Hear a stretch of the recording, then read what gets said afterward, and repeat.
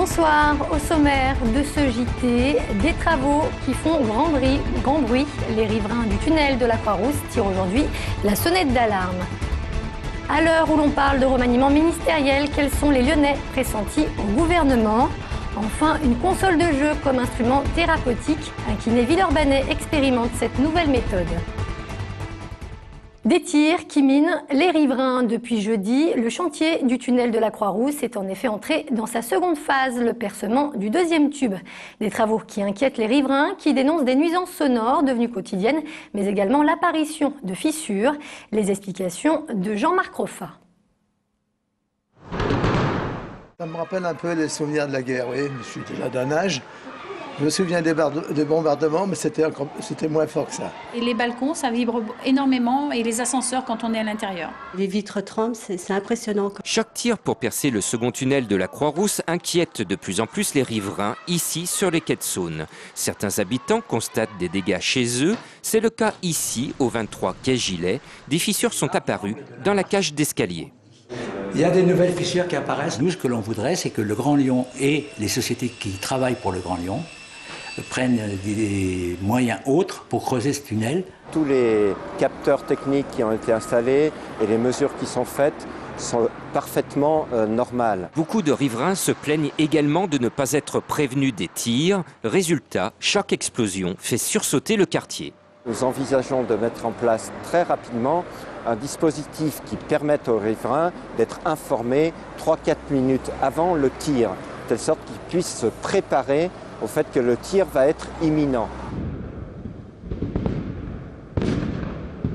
Effectivement, le bruit est impressionnant. Il faut maintenant rassurer les riverains. Pour cela, les services du Grand Lyon et du tunnel reçoivent dès demain soir les représentants du quartier avant une grande réunion publique la semaine prochaine. Les agents de Pôle emploi étaient en grève aujourd'hui. Un mouvement national lancé à l'appel de l'ensemble des syndicats. À Lyon, plusieurs dizaines d'entre eux étaient rassemblés ce matin devant le siège de l'agence pour l'emploi, boulevard Rivier-Merle. Ils dénoncent notamment la baisse des effectifs et par conséquent des conditions de travail détériorées depuis la fusion de la NPE et la CEDIC en janvier 2009. Du côté de Lyon 2, le mouvement étudiant, lui, ne cesse de se détériorer après les dégradations constatées la semaine dernière sur le campus de Bron. Cette fois, c'est le président de l'université qui porte plainte pour agression.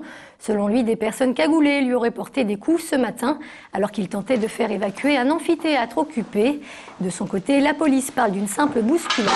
La direction a décidé de fermer une aile du campus jusqu'à mercredi. On écoute André Tirant, le président de Lyon 2, au micro d'Émilie Deschamps. Il y en avait un ou deux qui étaient cagoulés, il y en avait un qui avait une barre, qui avait un manche de pioche à la main, et puis moi j'ai pris un coup de genou sur le côté, rien de très méchant. J'ai déposé plainte au commissariat pour occupation illégale de locaux, pour coups et blessures, etc. Enfin, pour conclure ce volet social, sachez que la grève entamée le 12 octobre dernier par les agents en charge des cantines se poursuit. Aujourd'hui encore, près de 80 écoles étaient privées de restaurants scolaires, comme ici à l'école Audrey Hepburn dans le 9e. À midi, les enfants ont donc dû à nouveau pique-niquer, une situation qui commence à agacer sérieusement les parents d'élèves. De son côté, Gérard Collomb a proposé une rallonge budgétaire de plus d'1,5 million d'euros. Une proposition, a-t-il averti, à prendre ou à laisser. Il faut s'organiser dans sa vie avec le travail. Et vraiment, c'est compliqué. On ne peut pas toujours demander à des mamans, à des voisines de nous dépanner. Tous les parents soutiennent les ATSEM et le personnel de cantine, même si on est très embêtés depuis le 12 octobre. Nous, ce qu'on demande en tant que parents, c'est également des embauches définitives. Nous venons d'apprendre que 2 millions d'euros viennent d'être débloqués par la mairie centrale. Mon rôle de maire d'arrondissement, c'est évidemment de voir que ces 2 millions d'euros vont répondre aux préoccupations légitimes des parents d'élèves. Des propos recueillis par Émilie Deschamps. Cela fait déjà plusieurs semaines que la rumeur court. Remaniera pas. La question devient aujourd'hui de plus en plus pressante. Et dans ce petit jeu des chaises musicales, des Lyonnais pourraient-ils tirer leur épingle du jeu? Élément de réponse, Sylvie Roland. Sortira, sortira pas, entrera ou pas au gouvernement. Rumeurs et pronostics vont bon train à quelques jours d'un remaniement ministériel longuement annoncé et attendu. Ministre politique s'il en est, Michel Mercier pourrait bien, en toute hypothèse, sauver sa tête. Sa présence au sein du gouvernement serait presque indispensable. Il joue un rôle important en tant que ministre centriste, vis-à-vis notamment du Sénat, où il garde une influence très importante qui ne l'oblige pas à y retourner. Beaucoup moins de certitude en revanche pour Nora Berra. La secrétaire d'État aux aînés pourrait ne plus avoir sa place dans l'hypothèse d'une équipe gouvernementale resserrée, sauf à profiter du départ de certains de ses collègues, comme Fadela Amara. En d'autres termes, les ministres issus de la diversité se réduisant, cela renforcerait ses chances de rester au gouvernement. Et que penser de la rumeur annonçant le grand retour de Dominique Perben? Je ne pense pas que maintenant, le temps Perben soit un temps ministériel. Enfin, on parle beaucoup d'un poste de directeur de cabinet à Matignon ou à l'Élysée pour Jacques Giraud. Préfet de la région Rhône-Alpes depuis maintenant plus de 3 ans, il devrait en toute logique quitter Lyon prochainement.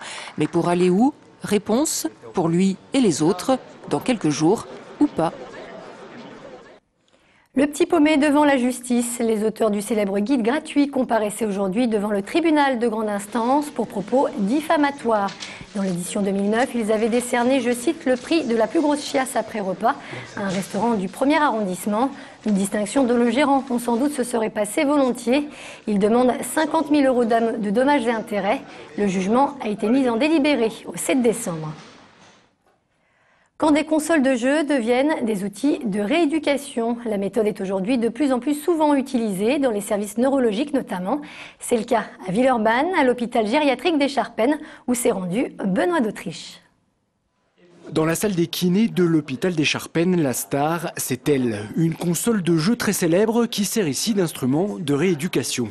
Les patients victimes d'un AVC l'utilisent pour retrouver peu à peu leur équilibre.